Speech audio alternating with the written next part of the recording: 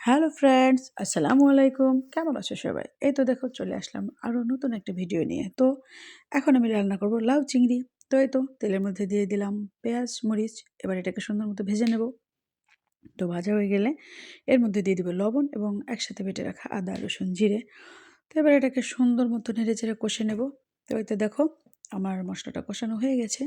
তো এবার এর মধ্যে দিয়ে দেবো হলুদ গুঁড়ো এবং মরিচের গুঁড়ো। তো তাড়াতাড়ি পানি দিয়ে দেবো, নয়তো পুড়ে যাবে। এতে দেখো পানি দিয়ে দিলাম। তো এবার এটাকে আমি সুন্দর মতো কষে নেব।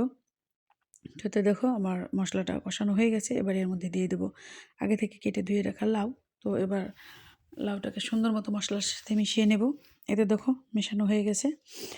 এবার এর মধ্যে দিয়ে দেবো অল্প পানি এবং ঢাকা দিয়ে বেশ কিছুক্ষণ জাল করে সুন্দর মতো কষে নেব। তো দেখো আমার লাউটা প্রায় কষানো হয়ে গেছে। এবার এটাকে নেড়ে চেড়ে এর মধ্যে দিয়ে দিব আগে থেকে ভেজে রাখা চিংড়ি মাছ। তো চিংড়ি মাছটাকে দিয়ে হালকা করে নেড়ে চেড়ে এর মধ্যে দিয়ে দেবো ঝোলের পানি এবং ঝোলের পানি দিয়ে ঢাকা দিয়ে অপেক্ষা করব আমার পুরো রান্নাটা হওয়া পর্যন্ত। তো এই তো ঝোলের পানি দিয়ে দিলাম। এবার ঢাকা দিয়ে দেবো।